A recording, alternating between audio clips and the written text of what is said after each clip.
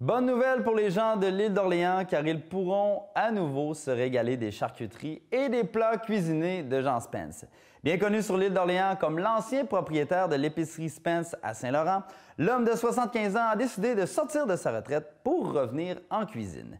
Jean Spence débarque donc à l'auberge-restaurant Le Canard Huppé et présente ses charcuteries à leur meilleur dans les présentoirs de la boutique gourmande du restaurant. Des créations concoctées à la façon Spence, mais avec la touche Philippe Rey. Dans le reportage qui suit, on rencontre le charcutier Jean Spence ainsi que Philippe Rey et Maggie Lachance du Canard Huppé.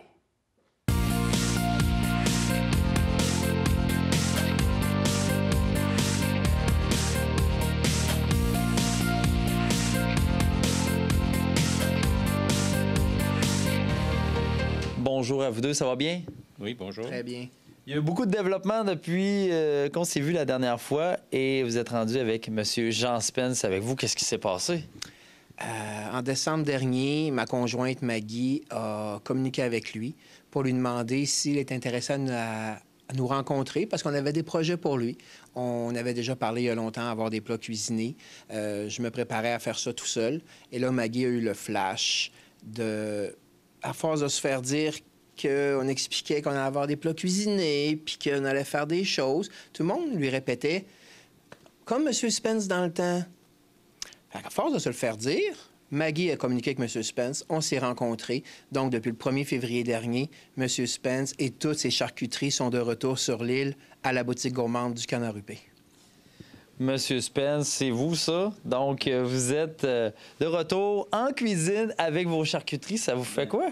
Bien, ça me fait doublement plaisir, d'abord, de travailler avec l'équipe, l'épouse de Philippe, Maggie, et de Philippe.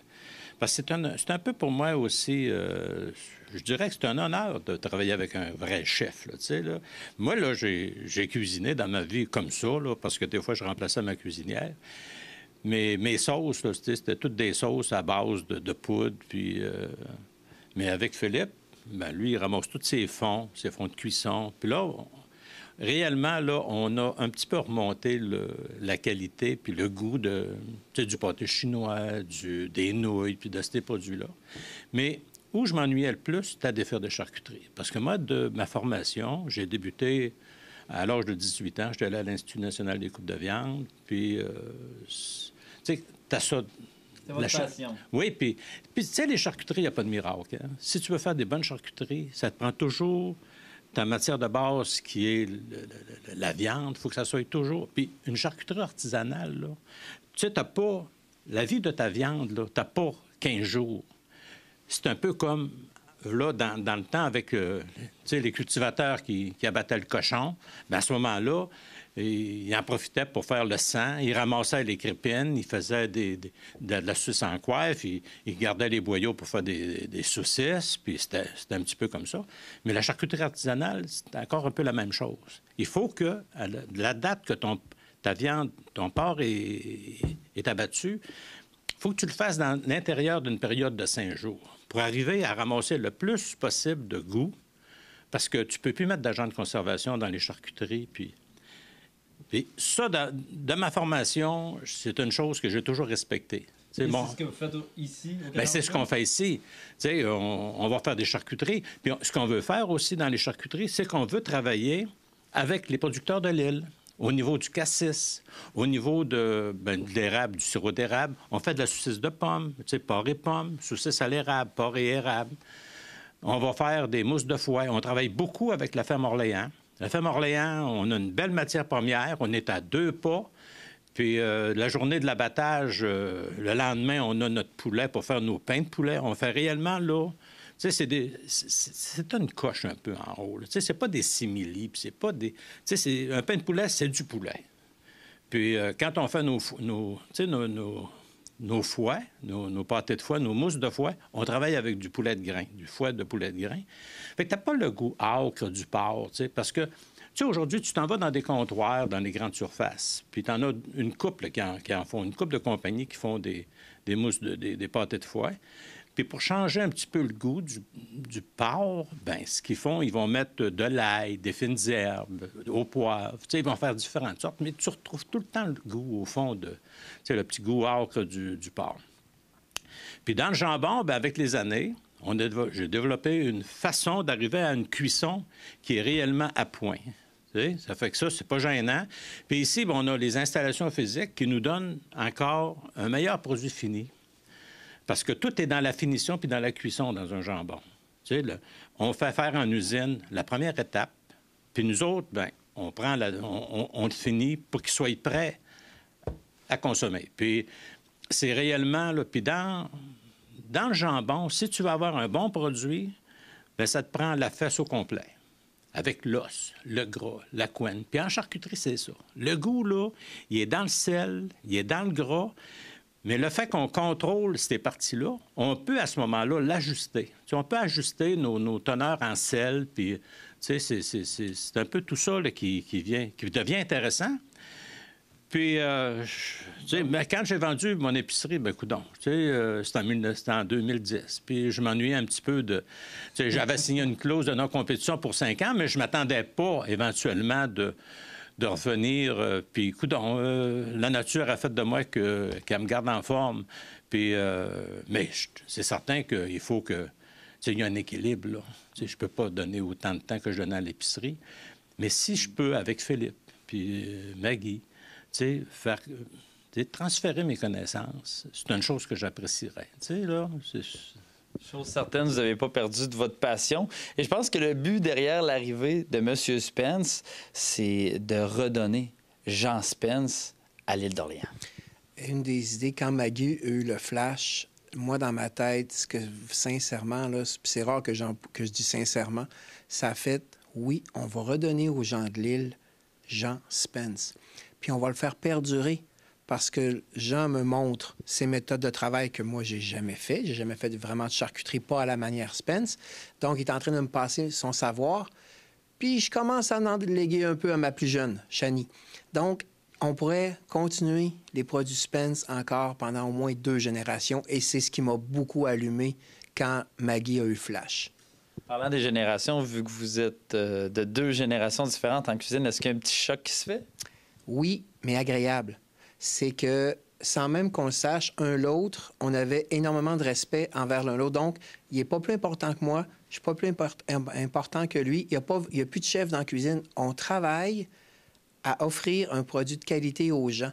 Il y a ses idées, j'ai les miennes. C'est un choc culinaire. C'est Jean Spence 2.0 en respectant le producteur, la matière et l'individu. C'est ça notre mentalité. Donc, oui, on jase, mais c'est pour évoluer, pour en donner plus à la clientèle, pour avoir une meilleure qualité. On s'obstine ces petits plats des fois. Le but, c'est pas qui va avoir raison, c'est comment le consommateur va être le plus gagnant. J'imagine que vous avez le même plaisir aussi à cuisiner puis à apprêter vos charcuteries. Ben oui, puis Philippe, là, il a de l'âge à Michel. Tu sais, il y a à peu près là. Ben oui, Michel, il y a 2 ans de différence. Ça fait que dans le choc des générations, là, tu sais, je suis assez à l'aise, tu sais. Mais je regardais ce matin, on a fait du boudin, puis moi, j'avais dit à Philippe, j'ai dit, il me semble que du boudin, on pourrait mettre un accompagnement. Ben oui, il dit, moi, en salle à dîner, je servais du boudin avec des pommes caramélisées. Ça fait que, ben j'ai dit, c'est une chose qu'on pourrait faire, tu sais. Fait que le but, c'est ça, c'est de prendre le boudin que je faisais. Puis là, ben on va y mettre la petite touche à Philippe, tu sais, ces petites pommes, puis la petite tranche de bacon dessus. Puis la cliente, ben elle va arriver à la maison, puis elle va avoir exactement un repas. Ben, tu sais, ça va avoir un repas, là, ben, tu sais, un produit fini, puis un repas à point, tu sais, ça fait que... Le canard râpé se faisait parler de M. Spence et de ses plats, mais vous aussi, vous en faisiez parler. Là, les gens avaient hâte, ils s'ennuyaient de vos plats. Bien, c'est-à-dire que moi, quand j'ai vendu, j'ai resté en place. J'ai resté d'abord voisin de l'épicerie. Ça fait que là, les gens... J'ai passé un été à peinturer ma maison, ça fait que les gens arrêtaient, puis là, ils placotaient. Ma femme a dit, j'espère que tu ne prendras pas 2 étés, de peinturer ta maison, là, peinturer la maison, parce que là, tu sais, les gens arrêtaient, puis placotaient, puis bon. Mais les gens, tu sais, c'est quand je savais que les gens, ils nous aimaient, mais pas à ce point-là, là, tu sais. Puis ça, c'est... En tout cas, ça m'a fait chaud au cœur là, de voir que les gens, là, réellement, les gens étaient sincères. Puis, parce que nous autres, quand on est arrivés ici, là, moi, j'avais 54 ans, je venais du Lac-Saint-Jean, mais j'aurais jamais Tu sais, j'aurais jamais pensé d'abord de rester ici puis de finir ma vie ici.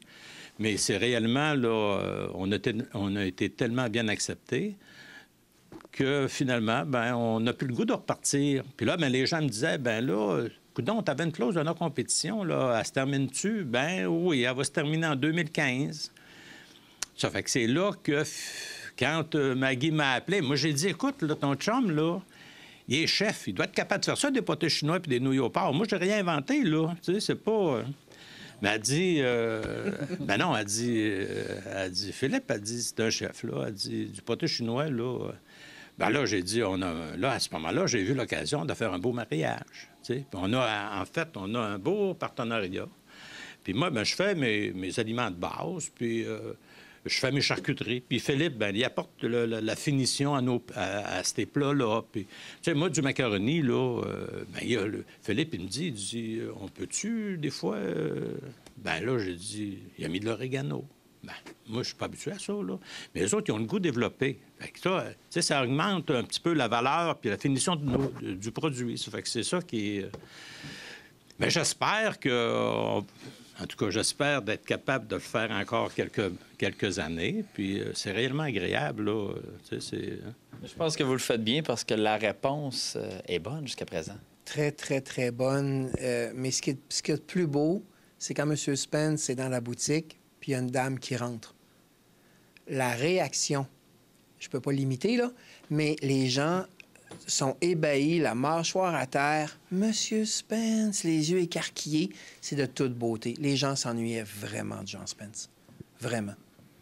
Salut Maggie, ça va Salut. bien? Oui, ça va bien. Alors, c'est toi qui t'occupes de la boutique. Donc, c'est ici qu'on retrouve toutes les concoctions, toutes les créations de ton conjoint, Philippe Ray, et aussi de Jean Spence. De Jean Spence, oui. Le dernier arrivé, et non le moindre. Monsieur Jean est arrivé chez nous, ça fait maintenant quelques semaines. Il prépare ses charcuteries et les gens arrivent et ils veulent les charcuteries de Monsieur Spence. Chaque personne qui arrive veut quelque chose que M. Spence faisait. Il y en a que c'est les crotons, il y en a que c'est les pâtés. Ils ont chacun leur coup de cœur de M. Spence. Puis c'est le fun. Mais comment ça que les gens s'ennuient autant? Les plats doivent être bons. Ils sont très bons. Ils sont très bons et c'est simple, mais savoureux. Fait comme dans le temps, comme nos grands-mères faisaient. Il n'y a pas de flafla. Un pâté chinois reste un pâté chinois, mais fait avec amour, c'est encore meilleur. C'est toi qui as eu le flash de l'intégrer puis de l'appeler. Quelle idée que tu as passée par la tête pour en arriver là? Je sais pas. Je crois que j'étais tannée de me faire dire par tout le monde je disais aux gens, on va avoir des plats préparés à partir de janvier. Et tout le monde me répondait, est-ce que vous allez faire comme chez Spence à l'épicerie dans le temps? Tout le monde. Il n'y avait pas une journée que je passais puis le monde me disait ça. Fait que j'ai fait, OK, bien là, il y a quelque chose, il y a un buzz, comme on dit, qui se passe autour de M. Spence. Les gens s'en ennuient. On va aller à la source, on va lui téléphoner. Donc, j'ai pris le téléphone puis je l'ai appelé. La réponse des gens qui rentrent ici en boutique, là, parce que là, le mot commence à se passer, c'est quoi la réponse? C'est bonne? Elle est très bonne.